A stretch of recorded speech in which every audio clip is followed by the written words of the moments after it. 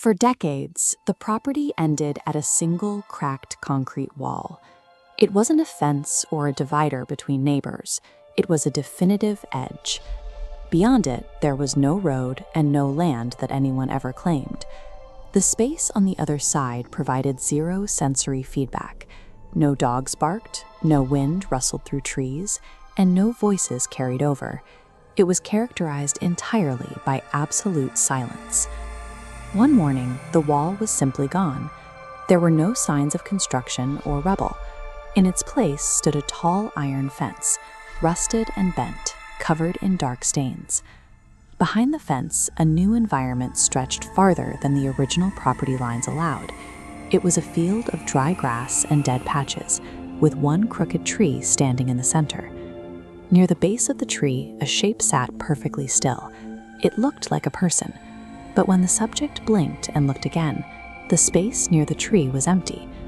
The yard was no longer a theory or a wall. It was now a physical presence occupying the space where the void used to be. That night, a heavy, dragging sound emanated from the dry ground of the new yard. It sounded like a weight being pulled across the dirt. From the bedroom window, the yard appeared darker than the surrounding night. The shape was there again, but this time it was standing, facing the house. These were long, deep lines starting at the central tree and ending at the fence. But they didn't stop there. They cut through the grass, stopping directly at the back door. Although the house remained locked, the metal handle of the back door was unnaturally cold, as if recently held by something from the outside. Each time the subject watched from the window, the distance between the tree and the house appeared to change, leaving a physical trail behind.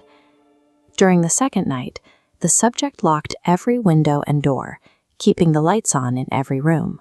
At 2:17 a.m., the dragging sound stopped directly outside the bedroom. This was followed by a slow, deliberate knock on the window glass. A dry, cracked voice spoke from the other side of the pane. It repeated the subject's own realization: "You saw me, so now you stay."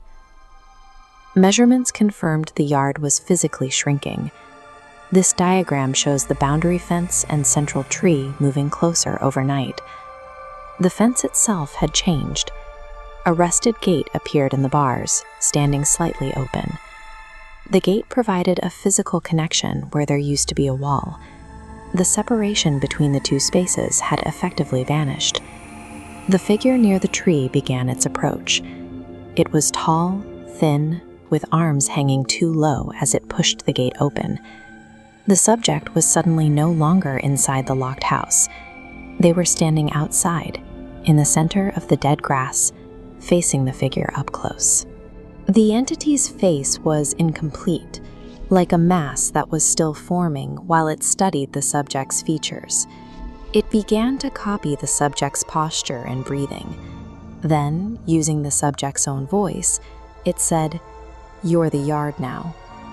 The subject's feet began to sink into the ground. The grass and dirt started to grow over them, anchoring them to the spot near the crooked tree. The yard's expansion followed the subject's line of sight. It appeared when noticed and moved closer whenever watched. The figure has now entered the house and closed the door. From its position at the window, it can see the entire yard. It can see the tree, and it can see you.